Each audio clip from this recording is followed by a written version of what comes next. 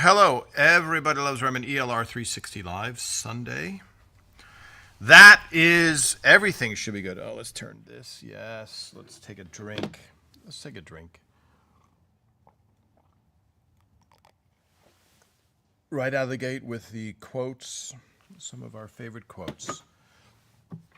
All right, going to Instagram. You have to hit a separate thing, and then it goes live on Instagram. Hi, everybody. The World Cup is right now, so I'm assuming nobody who is a fan of Spain or Argentina is watching this live broadcast. That would be my guess. Awesome. Okay, do something. We're going to greet some fans, and then, let me send this. This is actually good. This is, Tom, when you say this is good, what are you talking about? What a great picture here related to the mystery picture that I posted earlier today. Okay, let's say hello to everybody here. Hi, Karen in the UK. Now, Karen,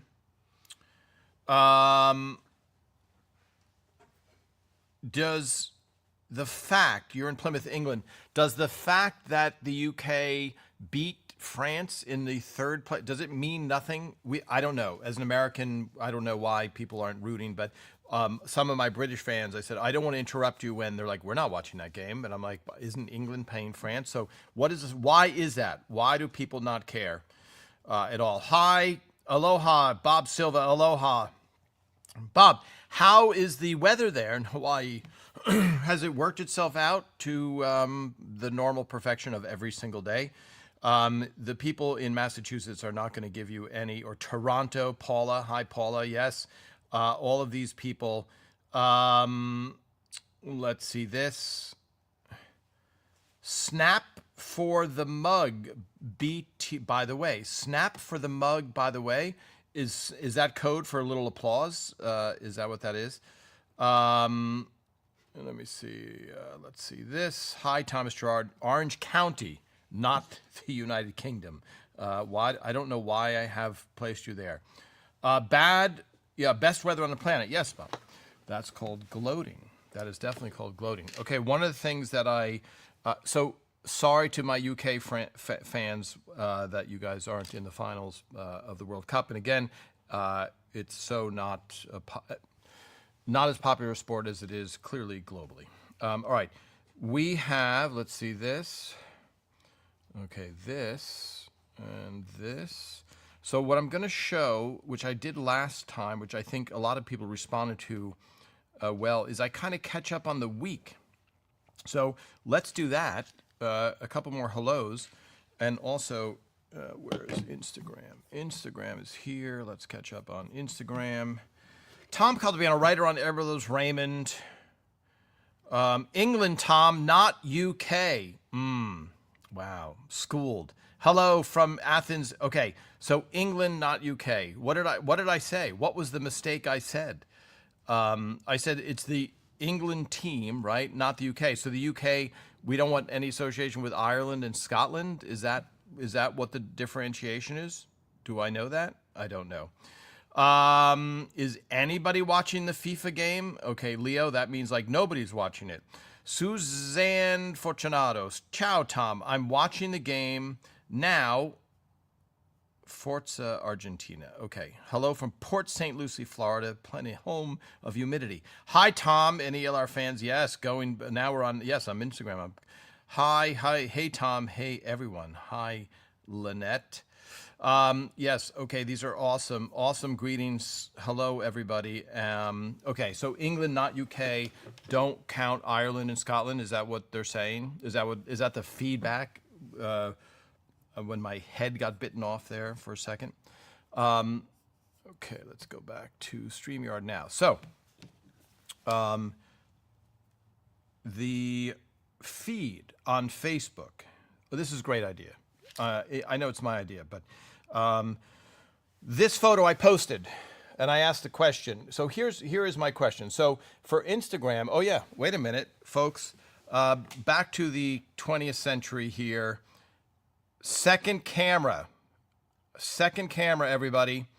So I have to make sure for those of you on Instagram, the frame is a little tighter because on Facebook I could do this. On Facebook I could do this, and then you only have one person. So I'll still do that. Let me pull back for focus. Okay, who is the mother? Who is the mystery mother behind Raymond? And most of you got it correct. It is Monica, Amy on the show's mother. That is her mother. For those of you that guessed Patricia Heaton's mother has not been around since Patricia Heaton was 12, I believe. Patricia Heaton was 12 years old when her mother died. So it's weird because I saw a commercial with Patricia Heaton and it was like a fabricated, it was a real commercial, but it was about something with your mother. It might even have got milk ad, but not with the cast, and it had her mother. And I said, "Oh, that's very interesting because that's just very interesting, so to speak." So, Monica's mother, she visited the set.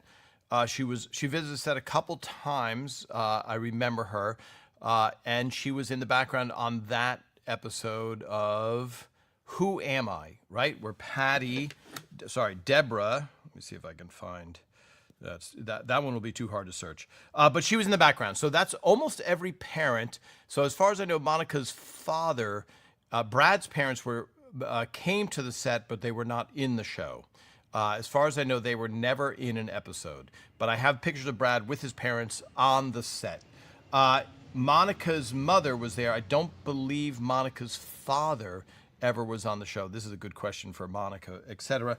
And, some of the relatives, like Ray's real-life policeman brother, Richard, who was on many episodes, he played a good role. So the charge of nepotism, favoritism, getting your family onto the show, whatever you want to say, there was never a point where it hurt the show. Like Ray's father was very funny.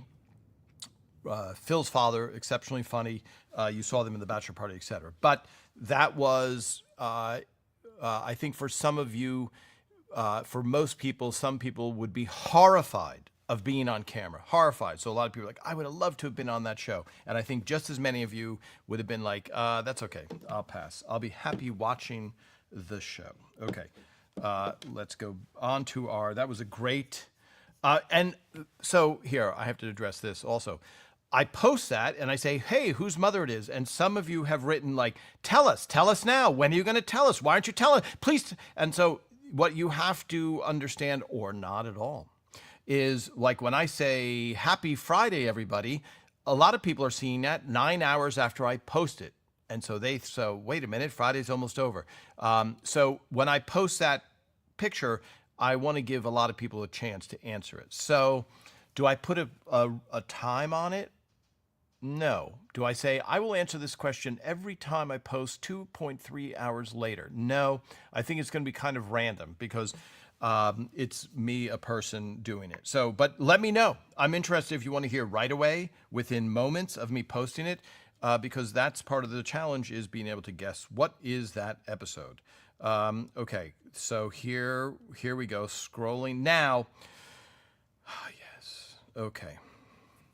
So this picture really, let me touch it so the writing goes away.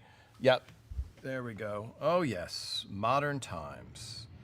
By the way, a lot of you have said, I feel like I'm going crazy because I think I hear an airplane in the background. And indeed, you are hearing an airplane in the background. Okay, so Raymond introduces the cast to the studio audience every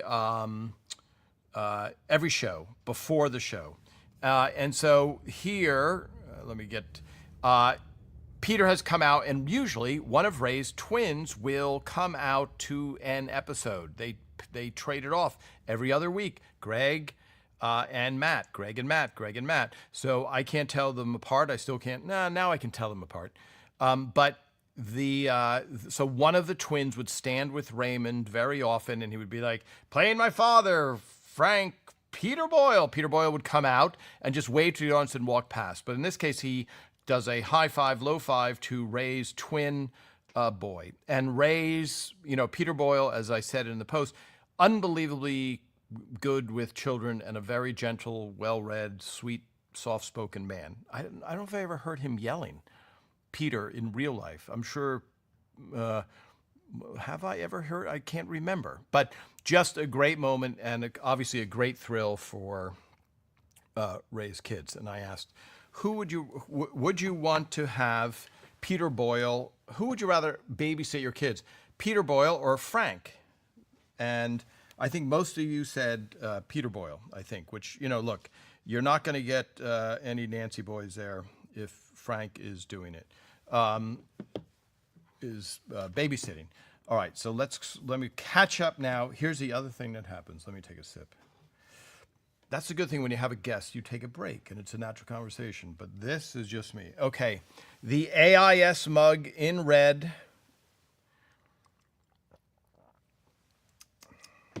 Oh, let's see. What am I drinking? Oh, here we go. This is that UK breakfast tea? No, it's English breakfast tea. That's what it is. Forget Scotland, forget Ireland. It's the UK. It's English breakfast tea. There we go. Thank you. That was delicious. All right, catching up now on comments. I love this. I love this. Here we go. Let's see. Hi, Gil. England are out, so I'm not watching the final. Good luck, Spain. Okay, yeah, there's a lot of emotion tied to this, I have to say. I posted, hi, Mona. I posted a picture of Monica's mom with Monica and Michelle Obama and a few other people. Thank you for doing that. Hello from Illinois. Hi, Annabelle. Let's see. Hello from kind of cooler Connecticut. That's quite the alliteration, even with a K in there. To Tom and everyone. Have you guys had a heat wave along with everybody else? I don't know. Okay. I know there's a heat wave going on. Deb Tucker Frank, The Invasion, Season 3, Episode 1. I remember it well. In this episode, Ray calls Deborah Bubble Wrap. Do you have a favorite nickname he calls her throughout the series? By the way, Deb, because I do the same thing. You sign your name, and that's a weird thing that I do when I send a text sometimes, especially if I haven't spoken with somebody in a long time. If I text them 17 times a day, I don't go, hi, it's Tom. Listen, can you sign Tom? But Bubble Wrap, yeah, that was a good one. Do I have a favorite name? We started our spreadsheet. We have a spreadsheet. I'll get to the next thing because I mentioned it with Patricia Heaton, with her. You guys can fill in the blank. You know already the blank. So with this, that's Patty's pajamas. And so we've started a spreadsheet for Patty's pajamas. I bet you there's 100 pairs of pajamas that Deborah had over the series. That seems like a lot for a housewife in Long Island. But we have to rank them. There's no other way around it. And of course, for me, ranking them, my opinion counts for not that much in women's clothing, I would say. But it's still the guy who has the picture, so I get to vote. So the same with the names. Now I hear Smelly Tramp becomes the most common name. A lot of people are, what is it called? Appalled by that name when he calls her that. But he calls her in a fun way, if you guys remember that episode. Did I write that episode? Can't remember. But it's Smelly Tramp is where Ray's like, I can call her anything as long as I do it in a cute voice. And then, of course, it backfires, which it normally should. But we will rank those names, and I don't have a favorite, Deb. Okay, hold on.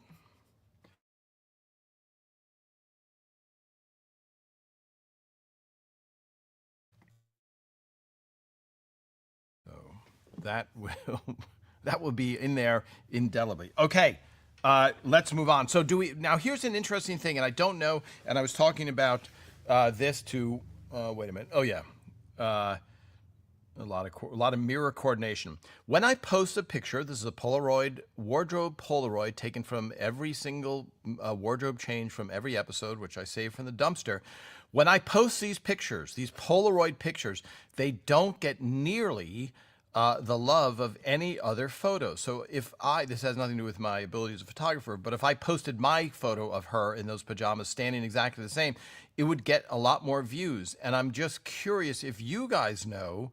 So what Facebook will say is it has a border. For some reason, a border hurts viewership of photos. Now, that is a great photo of Patty in, and again, I'm slightly colorblind, but I'm going to say reddish pink pajamas, red pajamas. Yeah.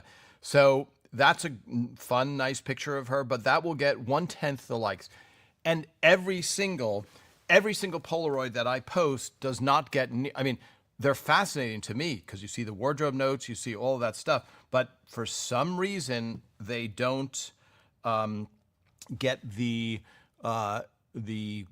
so I don't want to bore you with statistics, but let's just say likes that other photos don't take now that they see. Now, here's where you guys help me out a lot.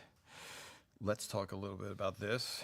So here we go. So now this is it was one of a series that I took of Patty and Peter Boyle, and some people said, where is that?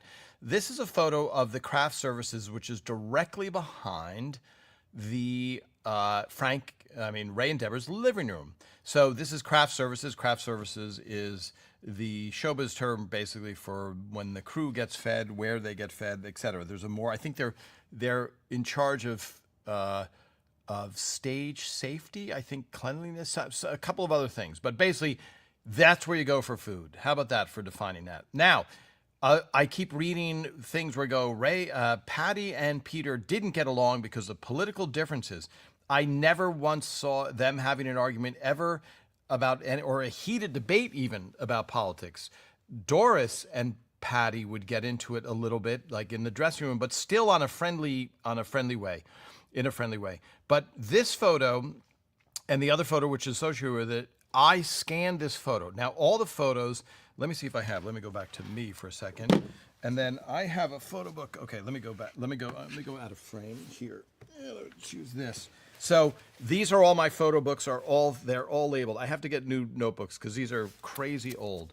But every photo is clearly labeled. So here we go. I'll look at the back, and this says the bird. Okay. Here we go. There's some. This is not a good one to grab. This is medium format, so this is a much wider thing. But here you go. Those are photos I took for the book. So that's on the inside of the book. But that's from the bird episode. So every single photo that I scanned, going back to one here, every photo that I scan, I see on the back of the proof sheet what it is. And that picture of Patty and Peter is a recent, remember I said that, oh, sorry. Here we go. Remember I said that this is a recent scan? I've done a lot of recent scans.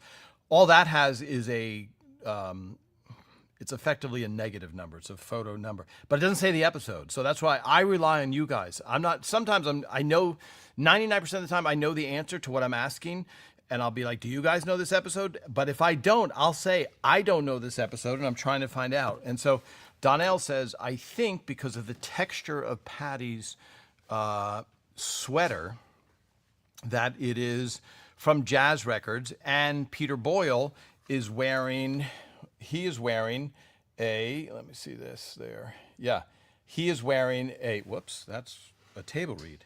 Okay. He is wearing a shirt that's kind of, okay, there we go. I just wanted to hold that up for there, yeah. He's wearing a shirt that has a specific pattern, but in the episode he's wearing a cardigan. So kudos to Donnell for guessing it's the Jazz Records.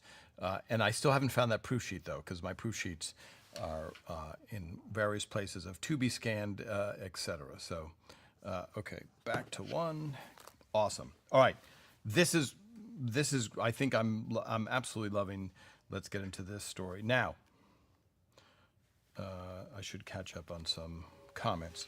Okay, now this episode here, this is Peter on the couch, but I love this moment with Brad and Monica at the table read. You can see in the background Chris Elliott. You can see the rest of the actors. The only people you can't see is Fred Willard, who's out of frame here. But the way Brad is looking at Monica is really, really priceless. Love that table read moment. And when I'm posting, I try and balance between episodes where you're just seeing the action and then behind the scenes, because we all love those, types of things. All right, let's catch up. Let's catch up on comments. Do we have a snack today? Yes, the canister is there. Let me take a sip. So, by the way, I can do this, but once my eyes, you don't even have to, Once my eyes are in, Sony is so good. And then if I go to this camera, so this one doesn't have to deal with my eyes being in frame. That's a perfect. So I will now drink this. That was the whole reason for that. Super tasty. Okay. Deb Tucker Frank, did you have a pending question that I didn't answer? I can't remember what that question was already. Let me go back. Do you have a favorite nickname? Oh yes, that introduced that thing. I really don't. And so those nicknames, by the way, that's where Ray would come. They would be in the script. A lot of them would be in the script, but also a lot of them Ray would make up, and nobody knew what they were. Okay, let's scroll way down. Let's see.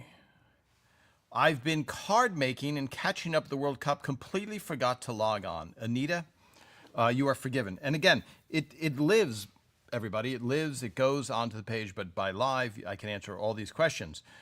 When the actors were doing the table read, were the writers right there? Kathy Keeley Nelson. I had an excellent question. I remember. Let me remember where. An excellent question. Yeah. So again, for people, and I don't say this in I'm not shaming people. Let me see if I have, because I just found this. The people who have been following from the beginning can answer so many of the questions. But I just found a photo. Let me see. I'll post it. Oh, here it is. Look at that. Almost prepared. Okay. So here we go. So this photo, I'm glad I was going to show this first. For me, for you guys, it's going to be hard to get your orientation, but that's the table read. I'm looking down at the table.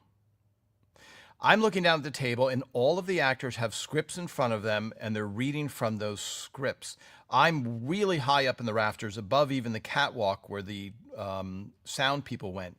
So the writers are at the top of the frame is Phil Rosenthal. I don't know if you can see it there. There'll be actors, and then Phil Rosenthal, probably Steve Scrovan, and maybe Tucker Cawley at the table. And then all the other writers are watching just out of frame.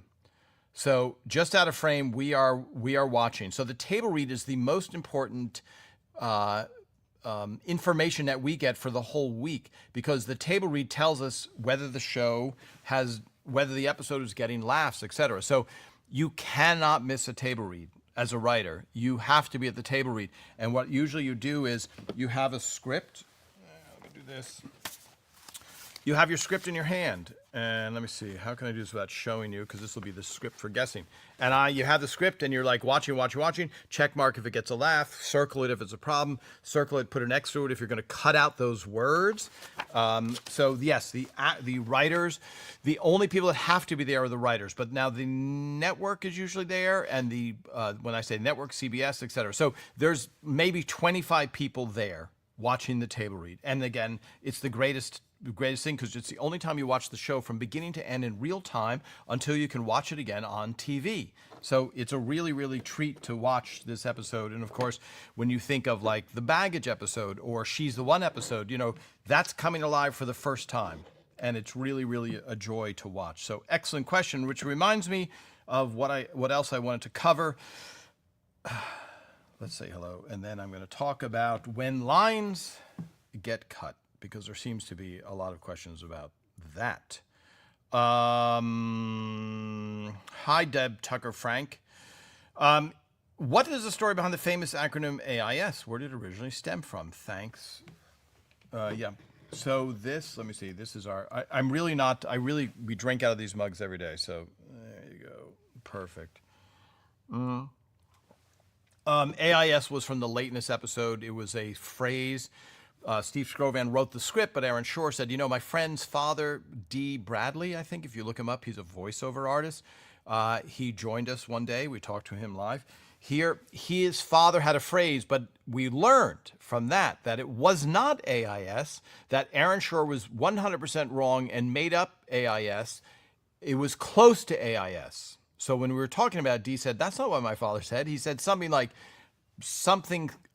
that. But AIS, ass in seat, became this perfect thing. So that was an element. And the way script writing, at least on Raymond, and I think most other shows, anybody could come up with an idea. It's just like a hit song. Well, maybe a guy wrote that song, but someone else in the band put in the verse. So AIS is, that's how that came from, the Lateness episode, etc. So I showed, let me see if I can find it now. I showed a clip of behind the scenes, and it was Raymond saying, and what's interesting to me as a comedy writer, Raymond saying a line. And you guys are so helpful because you're like, hey, for those of you that can't hear, let me type it out. And if one word is off, the comedy potentially goes away. So I was like, oh, let me just post this. And then people couldn't hear it. So then some people typed it out, which was phenomenal, even though there might have been a couple of mistakes, etc. So what Ray said is in the third take of this was, I'll read the line now. Here comes the airplane. Let's see.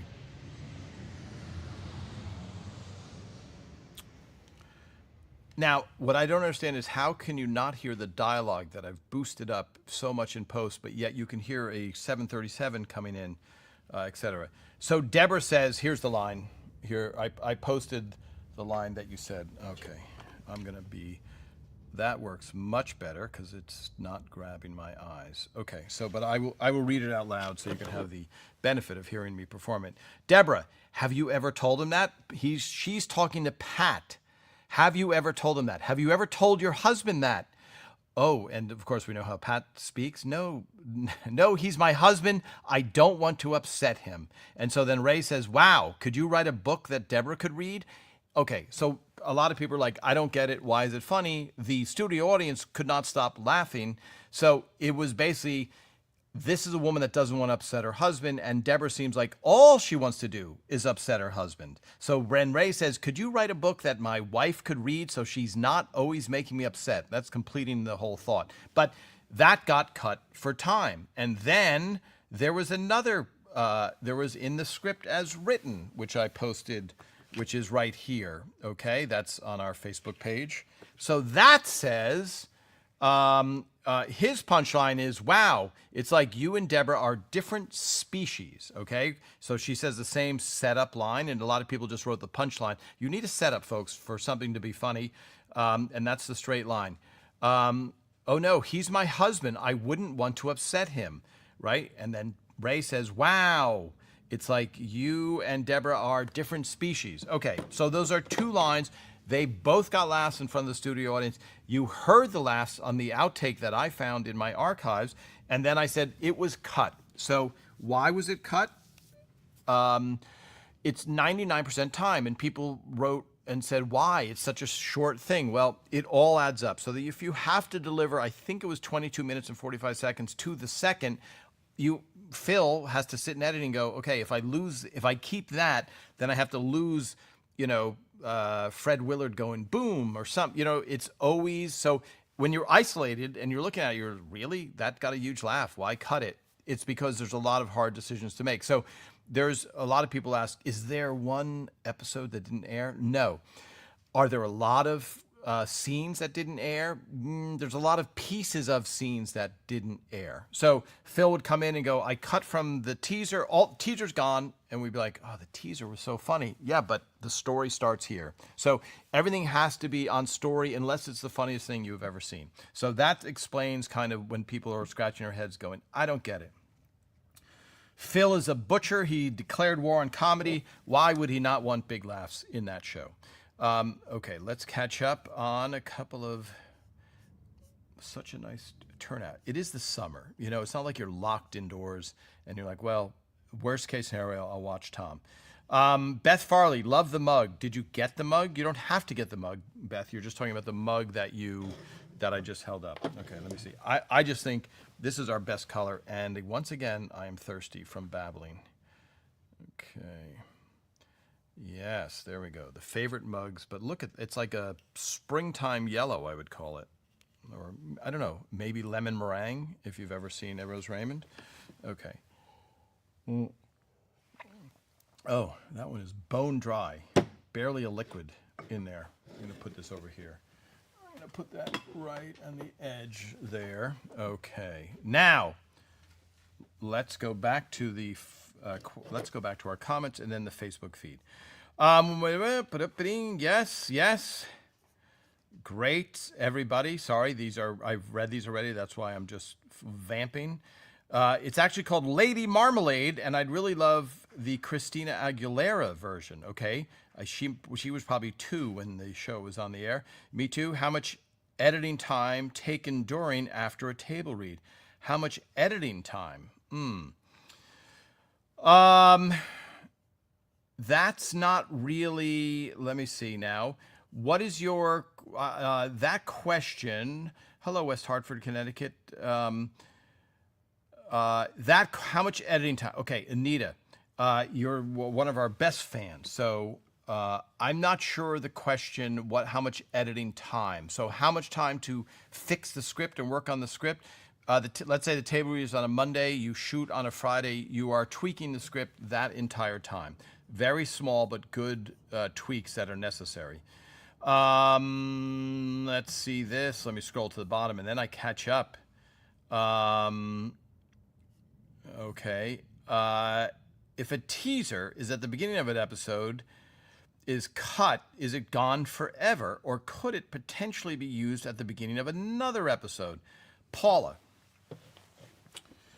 That's a great question, Paula. For the most part, I'll say it's never used. The problem is a teaser often leads into the first scene, and so you have wardrobe matching with the first scene. So almost never is the teaser.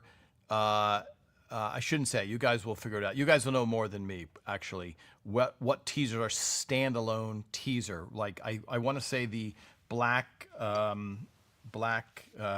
Bethpage Black Golf For It episode where they're in the van. I guess that teaser is separate from the episode completely. But for the most part, yeah, it's not. It's gone forever. So I wrote Jazz Records episode, and I found on my proof sheet, I go, that's weird. There's a Christmas tree outside of the door. I don't remember that scene, even though I wrote it. And then sure enough, I went back to the original script, and we had a whole scene of Frank and Ray and Robert trying to get a Christmas tree into their house. And of course, Frank is very impatient. And so you're witnessing that. That went away completely. I'd love to see it. I have the photos. So I will try and find it. And I don't know, it's not like there's some guy in front of a vault, at CBS guarding all these. These are, what do you want, a cut teaser? Here they are. I don't know where that raw footage is, etc. Excellent question, Paula. I don't think that's ever been asked before. So kudos to you. And you've been watching for a long time. Anita John, sorry, meant on fixing the script. Yeah, so it is adjusting so I'm going to take you to an episode, not now, but another time. When you do a table read, right after the table read, Phil gives notes. We all listen to the notes to the actors, to the director. Then we go back to the writer's room, and then all the big notes are given on the first day because you have 5 days to fix it. So we'll be in the writer's room, and Phil will go, okay, we have to work on the B scene. We have to work on the scene where they're fighting the baggage over the baggage. Something seems to be missing. We'll have to, whatever it is, and then we'll go, okay, page 1. Anybody have anything on page 1? Yeah, I think we can do better than this joke. And then you write for like 2 hours. And then you finish that script, you send it down to the stage. The rehearse it the next day, you go down and watch it, and you keep doing that every single day. So it becomes less and less tweaking. So on some other shows, they would throw out scripts completely.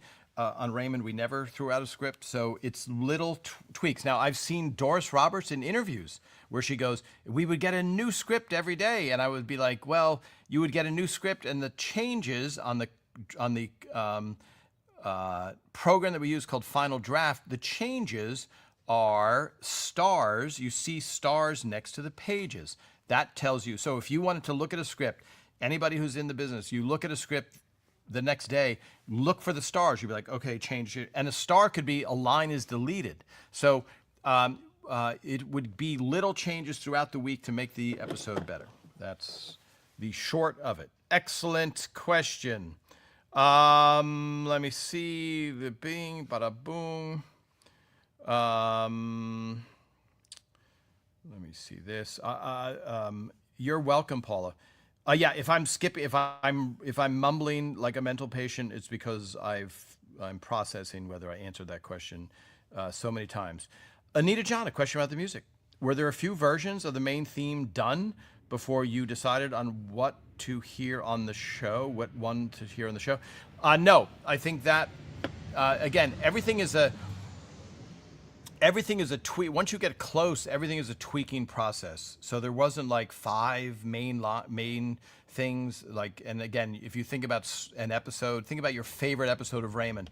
There was not this changed and that changed and then this changed and then this went away.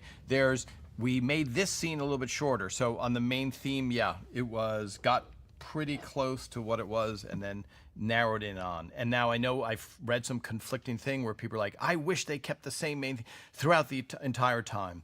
Because at the beginning you had Ray assembling a house and he got stuck inside of a house. Then there's a conveyor and going by. There's a thing also with Ray shooting them with like pesticide or I guess let's say it's safe, whatever the pesticide is, to get his family away. Then they're all going by on a conveyor belt for him. So those are different versions. And then Jungle Love was taken from the end of Snow Day episode, and that was used in the main credits. And then we did a promo for the Super Bowl. That ended up being used in the main credits where Doris smiles and you see her tooth missing. So there you go. The opening main credits versus, I guess, Friends I know when I mentioned Seinfeld or Friends, a lot of you guys write, I don't like that show. And I go, okay, but it's a very popular show. But Friends are in the fountain. I don't know, did they ever change that beginning? A couple times maybe. How many years Doris Roberts saw the actress from All in the Family? Don't know that. Was she friends with her, with Gene Stapleton? She did our episode, I Wish I Were Gus. So I don't know. I mean, she was on All in the Family. Doris Roberts was as well. So I'm not really sure. Where did the idea of the forgotten behavior curtains and neighbors get petition from? Was it based on real life events?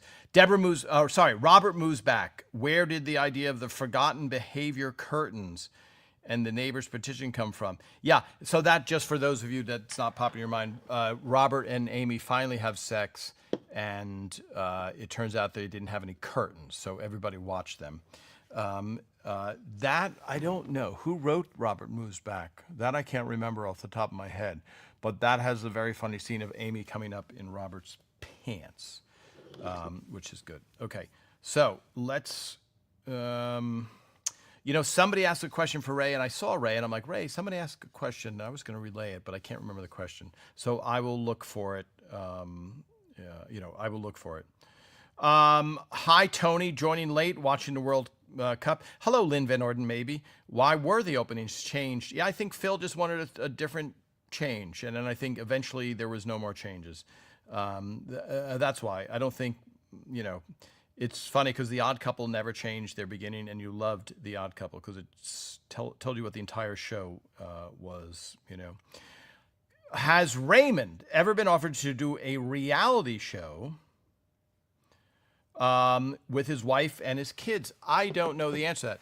I know the answer that he would give, which is no way, not in a million years would he do that. But I'm sure, because Ray's been offered to be a talk show host. I'm sure a sports, guy. He's been offered a sitcom. He gets a lot of offers. Once you're a level of a celebrity where people feel that you're really good, you get a lot of offers. Okay. Wow, Lynn. Okay. This is a giant. I'm going to bring this up. Mona, you still have. Oh, this is now we're talking about the Canadian fires. Okay. But indigenous areas have been evacuated. Okay, that's the update, Lynn. Very, very nice of you updating about the fires down here. Are you guys still getting fires there? I can't imagine you would. All right, let's do this, folks, because oh yes, the refreshed lemon. Let me use this camera here. Is it auto focusing or it's only man? Yeah, okay. So it's funny because the yellow looks much more vibrant and bright in person than on my monitor. The foam is tweaking it. I wonder if is it at 2.8? Yeah, interesting. But look at that, favorite quotes mug. But the reason I'm holding it is cold and refreshing. It's an iced something drink. So there you go. I can't talk now. There's too much fruit in the house.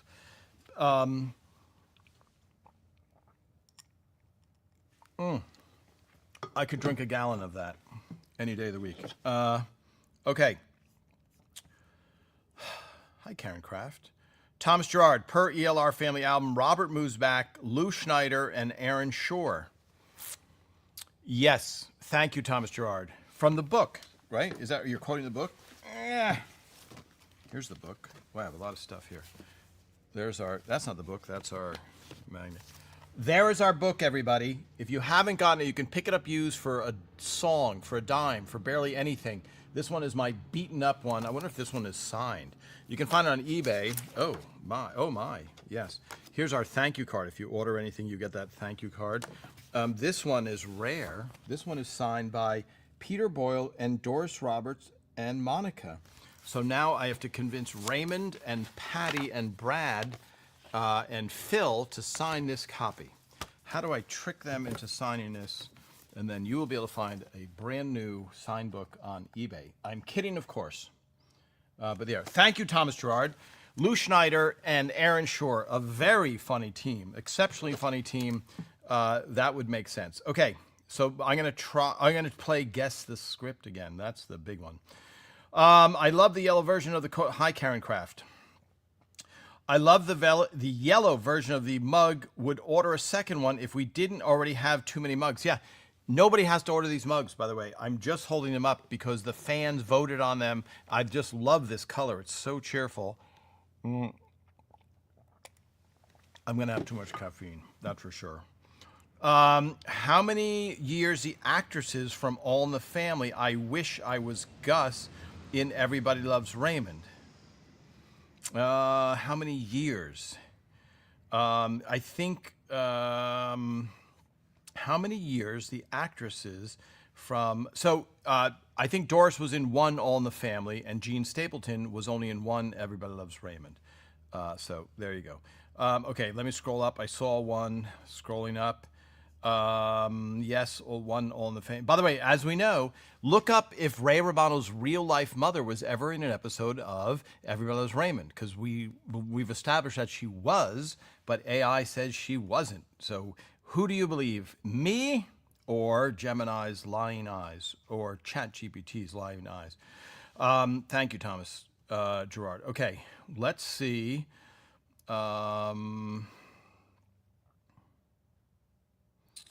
Rose Luther. Okay, I just have to, when I don't recognize the name, I kind of read through in case somebody's writing something very evil, like the Mets are bad or something like that.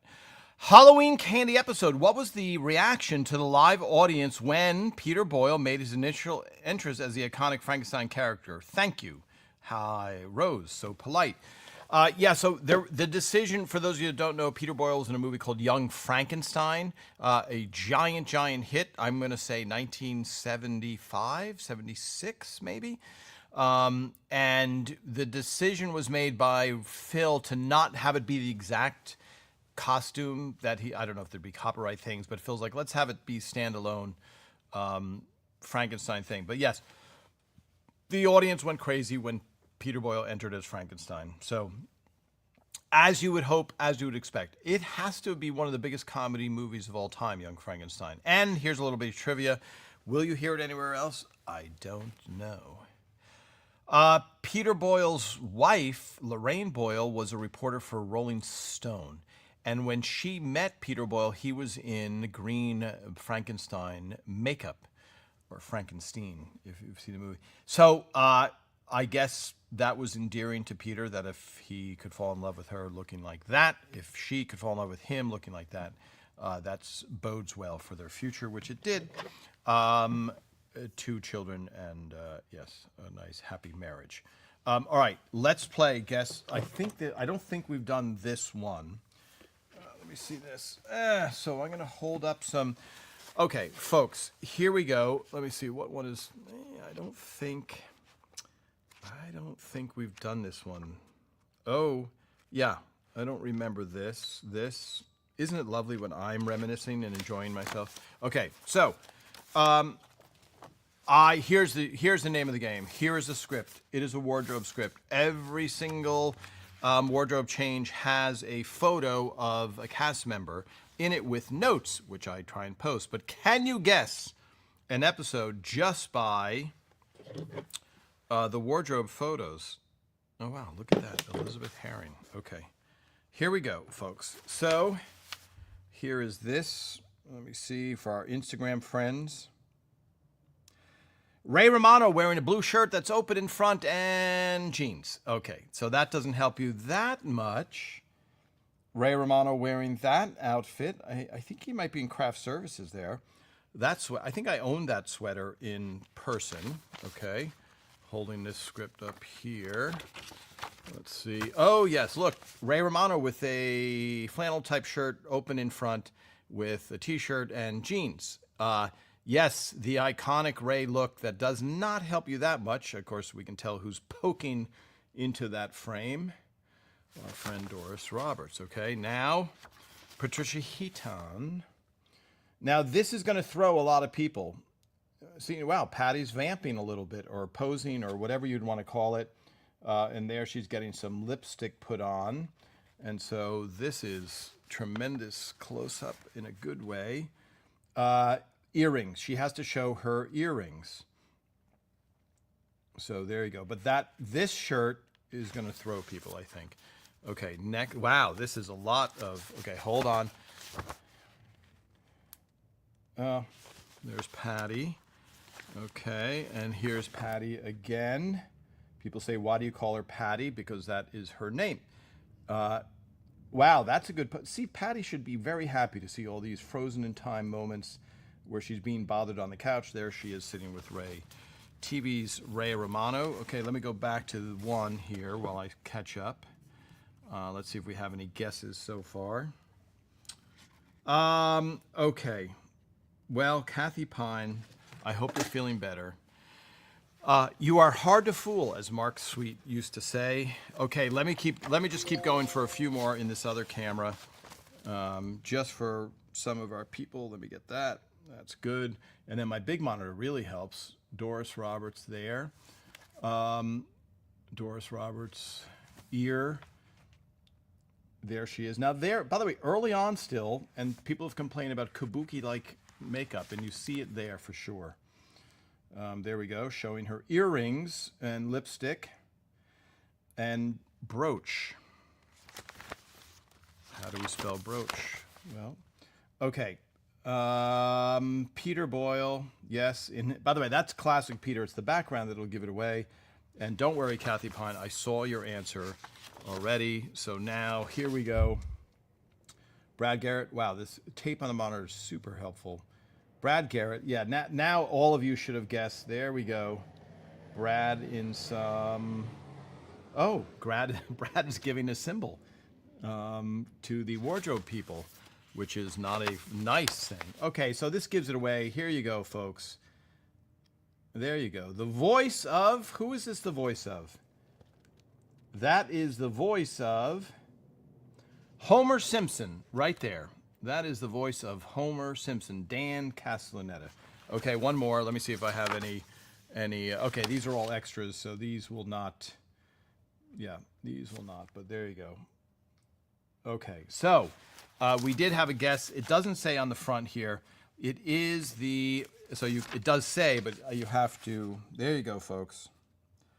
The T-ball episode. T-ball episode. Okay, going back to this. And of course, Kathy Pine guessed it very early on. So let me scroll back because I do have to taste a snack. I still remember the yes. We would believe Tom, not AI. Yes, I think that's smart. In this case, it is smart. Okay, the Peter T-ball. Yes. Oh, Annabelle, did you guess T-ball first? No, Kathy Pine. Okay, so there is a timestamp. So there's Kathy Pine's answer at. Oh wow, it's already that time. Okay. What time does it say? 2:58 our time. Okay. Karen Kraft Giacalone. Now, Karen, I did get the recipe for that brittle, and it's very the cashew brittle. That's going to take some skill, but I will try it. I will take a swing at it. But now I understand why Bob couldn't just make it. T-ball, Donnell, Karen Kraft, yes. So Annabelle, you were technically the same time stamped. They don't give me the second, but you were moments behind Kathy Pine. Okay, let me scroll down before I try our snack. Hello, Alaska, Jessica Lambert. How are you in Alaska? Okay, go Kathy. The win. You win for most wins, and I win for the least. Karen, you being humble is a very endearing quality. And even if you're humble because you stink at guessing episodes, kudos to you. Tom, was an elevator set made for Robert's new apartment? Yes, and the way it looks, I have to find there's a picture of me in The Office, the TV series The Office, which was based on a British series, so back down all of you from Britain who are yelling and going, you stole our show, just like All in the Family. Originated in the United Kingdom. So the set, the elevator set is always, it ain't no elevator that goes up and down. It is literally a flat, and the doors open, and there's the elevator. So yes, there was an elevator set built, but not a functioning in any way elevator, unless you need that for the gag, for the scene, or for whatever. But for the most part, you just walk into a thing, and then the elevator doors close. Excellent question. Okay, I do have to try. Does Patricia Heaton have a post office box at all? I don't know. Usually I think you can write to their agents or managers. That's like the safest thing. Okay, let's see this. Yes, let's try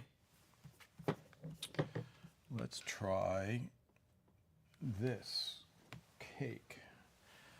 I don't know if it's a cake. That's just a wild guess. All right, let me lean back. So by the way, here, does that look familiar that it's up on the wall next to me? That is the fork and spoon from the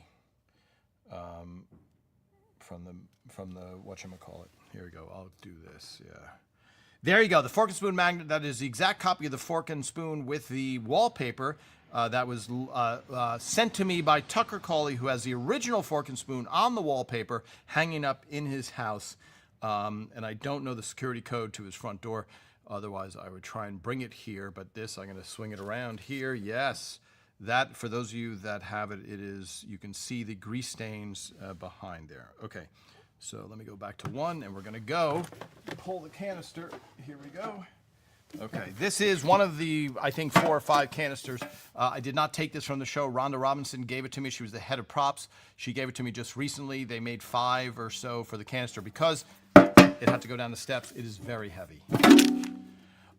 We did a cookie test in our writer's room a long time ago, and I've continued that tradition, trying something new and ranking it on a scale of 1 to 10.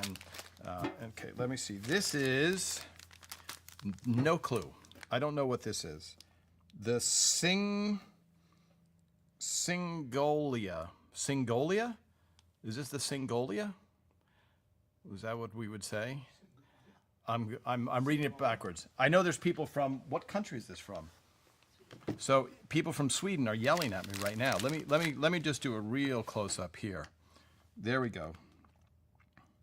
Singoalla. Oh, I wish I had some Swedish people here who could laugh in frame and hear me. Singala Blaybar. Blaybar? Singala. Singola Blaybar. Blaybear. There's an umlaut over the A. Well, I don't even know what it's called. But perfect panning. Okay, back to one. Here we go, folks. So it looks like it's blueberries and cream. All right, here we go. Tom Caldabiano here, tasting cookie in the tradition of the Oreo Hydrox test that we had. I'm going to go now to camera number 2. So you can see the delightful glistening. Let me get the glistening off the lights. There we go. There we go. And now, so it's I don't know, it's showing it going into milk, but is there a cream filling? Well, there's only one way to find out. Okay, here we go, folks. Oh yeah, I do see a cream filling. Can I go back to this camera? Let's see. Are you seeing that white cream in there? Are we at the end of our throw? Okay. All right, here we go. Uh-oh. Uh-oh.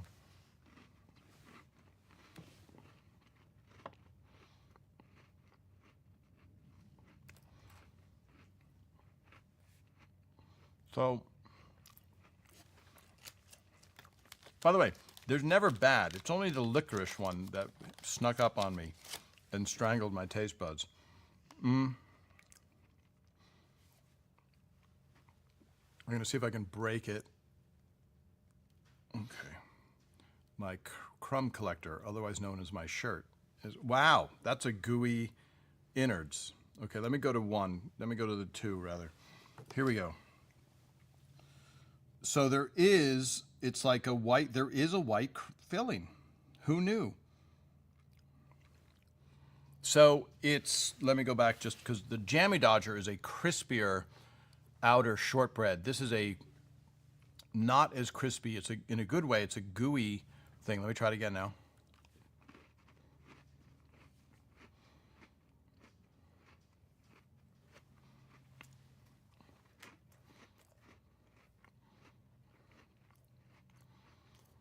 It's such a unique flavor. I'm having trouble, not too sweet.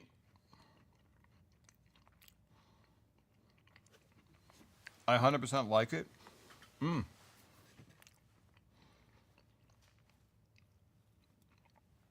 I never gave this much thought to a script, by the way, as I am to try to figure out the taste of the Singola. Please, somebody help me with the pronunciation of the Singola. Uh-oh.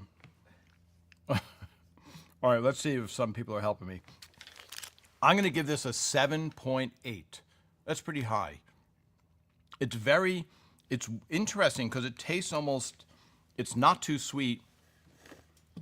The white, it's not like an Oreo cookie white. It's a very interesting thing. Hold on. Well,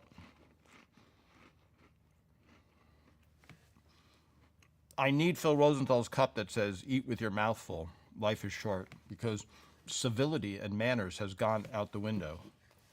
Let me see. Blueberry biscuit. Yeah, berry biscuit. So,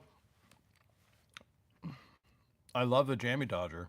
This is but Jammy Dodger's more exploding with strawberry or whatever the flavor is. Okay, this is good. So, any of my Swedish friends, if you can write in and phonetically tell me how to not embarrass myself if I march into a supermarket and go, "Can I have a Singola from Blaybear?" Blaybear. Every single syllable is wrong. All right, final question before we say goodbye. And let me see if I missed anything on our Facebook page, because I love being able to answer right away versus the back and forth. And if I missed your question, don't be offended. It's because I missed your question here. I try and answer every single question. Don't think Jammy Dodgers have a cream filling, but still addictive. Yes, No, I know they don't have it. I don't want to say I'm the biggest world expert, but probably the number 2 world expert on Jammy Dodgers based on volume eaten. It looks good. It tastes good. It's not too sweet. Tom. Hi, Greg Foster. Tom, have you tried peanut chews or Tasty Cakes? They're both a Philadelphia staple. We all had them in our lunches as kids. So I think, doesn't Tasty Cakes make 100 different things? I'll try everything. Bad Moon Rising is on now. Some love it and some hate it. I think it's one of the best. Karen Jack. Yeah. Bad Moon Rising was based on a real life story that happened to Phil Rosenthal with Monica. Monica was a guest here with Ray's real life wife, Anna. And she was saying, of course, there's a story based on me. And so I was actually kind of against writing that episode, not because I was protective and progressive and clear-headed, et cetera, but it's such a hack subject in the stand-up comedy world of women going through PMS. I'm like, really? Do we want to do that episode? Luckily, I did not have any say in that decision. Of course, Ray and Phil wrote it and got nominated for an Emmy. So what do I know? Because it was done brilliantly. The internet says Spignola Blilblar are classic Swedish sandwich cookies featuring wheat biscuits filled with creamy vanilla and sweet tart blueberry jam. Originally launched in 1964 by... So, if you're going to have comedic names, this one is up there. This beloved vegan treat, vegan, balances crunch and fruitiness. Okay. His name is... You don't hear me laugh. Comedy writers generally don't laugh easily. Göteborgs Kex. Göteborg. I guess if you sound like a Swedish chef when you say it, it hurts. Göteborgs Kex is the guy's name. Wow, they give credit to one. Is that a company or a person? Göteborgs Kex. I think that's a company, or unfortunately maybe a person. But that is a funny name. Just like, what is the airport in Iceland? Keflavik, something, a lot of K's. Okay, final questions. I'm also watching Bad. Hi, Denise. Where are you guys watching it? Now, when people write, I feel bad, it went off Peacock, I can no longer watch it for free. Do they not have TV Land and Me TV? It's just that you have to wait for it to come around, right? On Peacock, it's on demand. But I do want people to watch it. I'm not making fun. AKA Fruity Pierre. Thanks again, T. Everybody, do your best this week. Bob Silva. Oh, yes. Sounds like a Star Wars character.